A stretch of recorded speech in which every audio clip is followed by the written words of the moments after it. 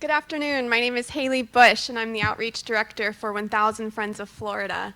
Some of you in the audience may be familiar with 1000 Friends. We are a smart growth management nonprofit. We've been in existence since 1986, and our two main focuses are on saving special places and building better communities, and focusing on fighting sprawl. The theme of this conference this year is driven on how citizens can get involved in decision making. So what I'm hoping to share with you all today, if you're not already familiar with, is that citizen engagement and effective citizen engagement is at the heart of Florida's state level comprehensive planning. I'll get to that point later on, but remember that. And that's also at the root of what 1000 Friends of Florida does and how we operate. We rely heavily on citizens being engaged and effective at the local county levels.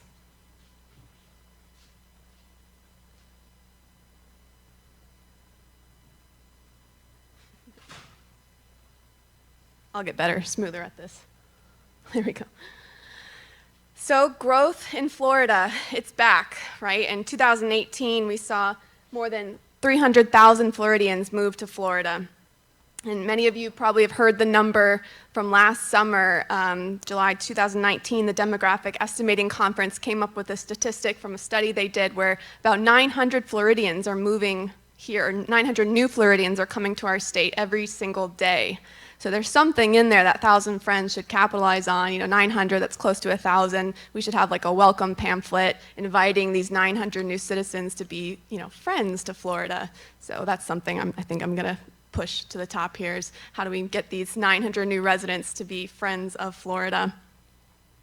So what that means with these new people coming to our state in such rapid amounts, that's also a pretty negative effect on our natural lands. We're seeing 10 acres of rural and natural lands lost per hour to development, which is roughly 10 football fields per hour in Florida.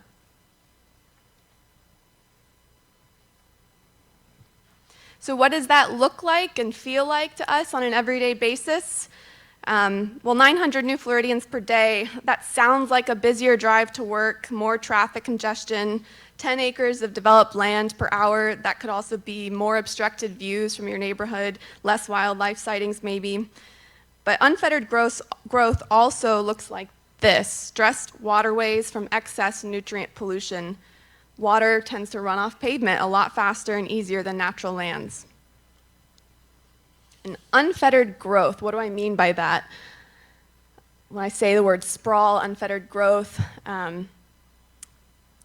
an example, I was driving down from St. Petersburg this afternoon, and I had recently read a Politico article from Michael Grunwald a couple years ago about the city of Cape Coral. I think Cape Coral, in some people's opinion, takes the cake for what unfettered growth looks like, poorly planned Florida. That was many years ago when Cape Coral was first established, but mangroves were torn down, wetlands paved over. And as a result, today we're still feeling the effect with poor water quality when we have these big algal bloom incidents. So I've lived in Florida my whole life. I know when I'm driving through sprawl, when I start to get really irritated and I can't quite seem to pinpoint why. It's this subtle feeling deep down when I'm driving long distances, the buildings all look the same, and then I have to remind myself, this is sprawl. This is that feeling, that deep down sense of this isn't the most effectively, efficiently planned community. Sprawl is when you're driving, seeing the same sort of buildings. Sprawl is when there isn't a clearly defined downtown. Places are spread out in a nonsensical manner, and it's quite frustrating as an average citizen. Sprawl depletes our water supply, making waterways even more vulnerable to nutrient pollution, increased nutrient runoff, as I mentioned. So speaking of driving long distances, sprawl turbochargers. Last year, the legislature passed SB 7068, authorizing 3 new toll roads through the heart of some of Florida's last remaining rural lands. The Heartland Parkway, Suncoast Connector, Turnpike Extension, all part of the MCORS project that most of you are probably familiar with. This is an issue that 1000 Friends of Florida is working on. We are serving on the 3 different task forces trying to protect our land and water resources, along with a minority group of people and other representatives from conservation organizations.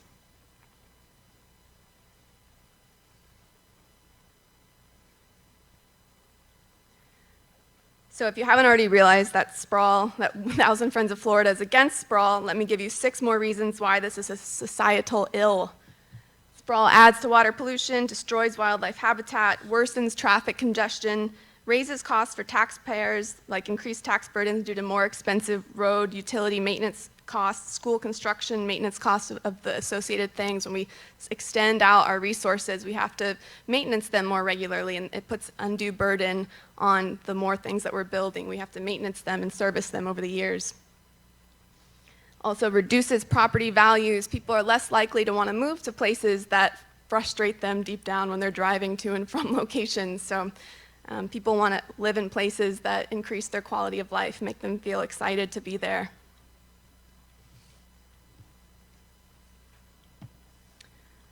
So as I kind of mentioned, 1,000 Friends of Florida, we're focused on prioritizing infill or more compact developments, accommodating growth in urban areas that are already served by this infrastructure, steering development away from our natural lands, protecting our precious resources in Florida that make people want to move here, the reason why we have 900 plus people moving here every day. And a key part of what we do as well is trying to protect the consistency of challenges to comprehensive plans. So I'm a little disorganized here, but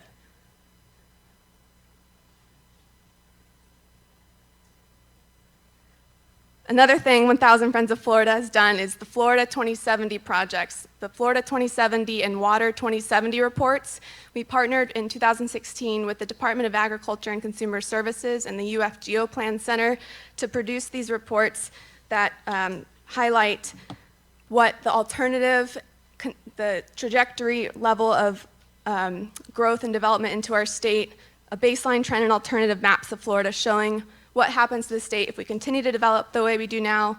By 2070, more than 1/3 of Florida's lands will be developed, and water demand related to this development will more than double. The alternative, the good alternative, is if we promote more compact development patterns, we'll save 1.8 million acres of land and conserve an additional 5.8 million more acres of natural and agricultural lands, saving special places at the heart of what we do. Quick little history of growth management in Florida. I'm not going to go through all of this, but a key one was 1985. The Growth Management Act was passed, the state level Growth Management Act, establishing state review and oversight of local government comprehensive plans. So this created an additional enforcement provision limiting challenges to plans. A key thing here is there is a consistency, a standard for consistency of local county level comprehensive plans. There's an oversight agency, someone to make sure that we had some standard of protecting our quality of life. So a state level enforcement looking down at comprehensive plans at the county local levels. And this is a key part of where we've been and unfortunately where we are today with growth management at the state level. In 1986, 1,000 Friends of Florida was created to serve as a watchdog for state level growth management, and then over the years we saw the state create helpful programs for conserving natural lands like Preservation 2000, Florida Forever, so a big part of protecting special places in our state. And then unfortunately in 2011, that state oversight agency, the Department of Community Affairs, was eliminated. A small part of that was relegated to the Department of Economic Opportunity, so they do still have a small office, but the entire Department of Community Affairs was eliminated entirely.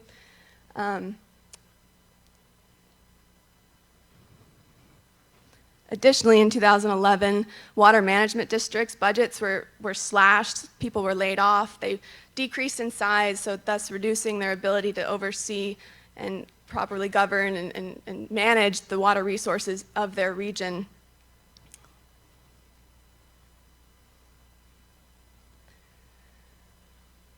This visual does a better job explaining what happened.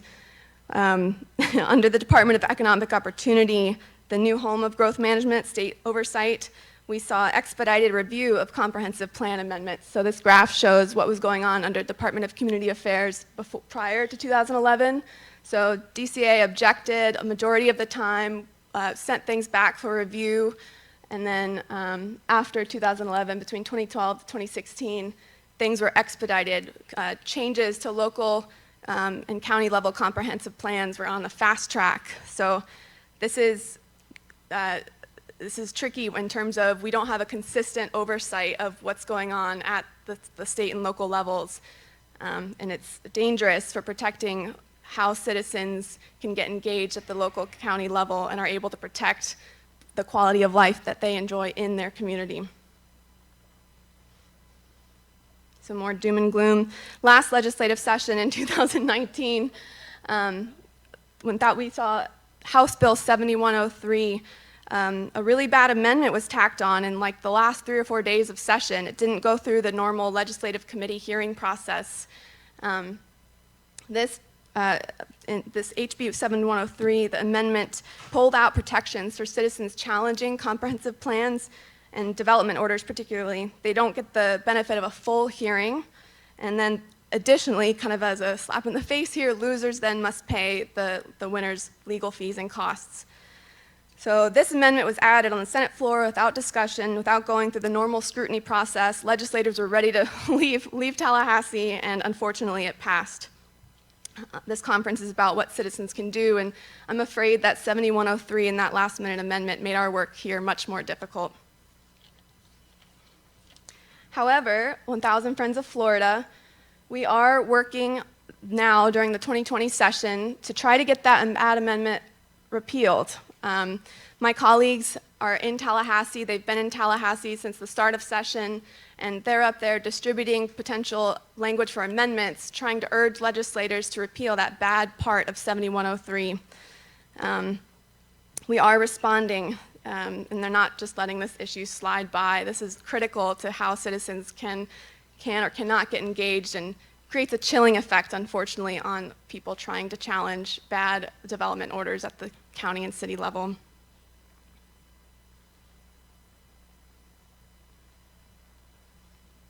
Just hit that. So in review, why we believe that growth management belongs in Tallahassee, belongs at the state level, why we think that we do need state level oversight of growth management. So as Florida grows and develops, it's not just a local issue regarding how we can manage our quality of life. For example, the easiest way to demonstrate this is our natural resources, our lakes, rivers, waterways. Those bodies of water don't know county boundaries, right? What happens upstream, bordered by other counties, Lake Okeechobee, we're affected by it when things flow through the Caloosahatchee, or runoff from counties surrounding Lake Okeechobee affect people downstream. Statewide growth management can help keep the continuity and consistency element of protecting our lands and waters. So as long as there's a standard of what should belong in comprehensive plans at the state and local, or county and local level, we're in a better place. It's more difficult to rip out those protective elements of comprehensive planning if there is a state standard of oversight.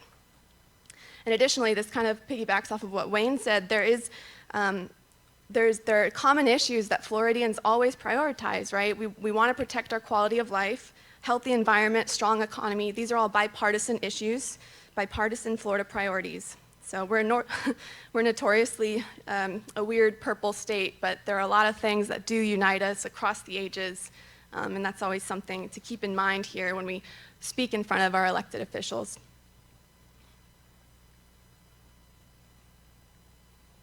So moving on from 2019, right? We're now into the 2020 legislative session. Last year, we didn't see enough funding for Florida Forever Land Conservation Program. We only saw $33 million when the governor had asked for $100 million. We saw those awful toll road bills come through, threatening rural lands. A big omnibus bill was moving through session last year, but at the last minute got gutted of meaningful water quality protection. So this year during session, we're hopeful. We're seeing there is a big water quality bill. It's gaining traction, gaining speed. It might be too early to predict whether it'll be totally successful or have enough protections in it. But again, my colleagues are up there advocating for strong water quality protections, preventing pollution at its source. We have our fingers crossed. This bill includes recommendations from the Blue-Green Algae Task Force, limits on biosolid applications, septic tank inspections. It's a long bill. It's a very long bill. So pay close attention, watch your local organization that provides legislative updates, stay involved, be subscribed to what's going on. But again, we focus on statewide growth management, and we've yet to see a strong bill at the state level that provides growth management provisions and protections. And we believe that that is key quality, a key part to protecting water quality at the state and local, or at the local and county levels. So 1,000 Friends of Florida, we're disappointed that we don't see a strong growth management bill, but in the future we'll be working on that. Additionally, full funding for Florida Forever historically received $300 million. This year the max is $100 million. That's been proposed and is seriously moving.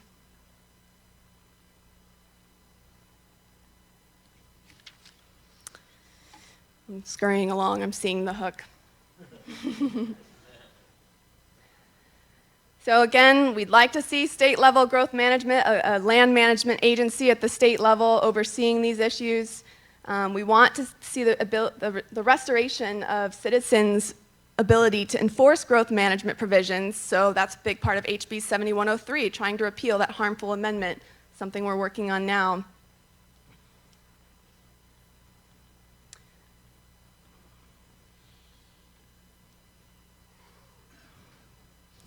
And then finally, I'm kind of reiterating what has been said and what probably will be said, because this is the theme of today's conference. Effective citizen engagement is key.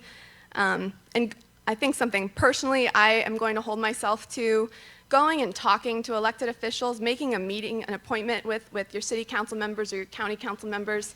It's more difficult and daunting to do than drafting an angry Twitter message, which I find myself frequently doing, but it's a New Year's resolution of mine to make a point of meeting and putting all these meeting calendar, event notices on my calendar. So develop a relationship. It goes so much further than you might think. I think that's all I have for you all today. And I apologize that Jane West was unable to be here today. She's our policy and planning director, but she's up in Tallahassee and had a family emergency on Saturday, so she's up north, not able to travel down here. But please check us out. We're working hard to protect citizens' ability to engage with their local and county level growth management issues. Thank you.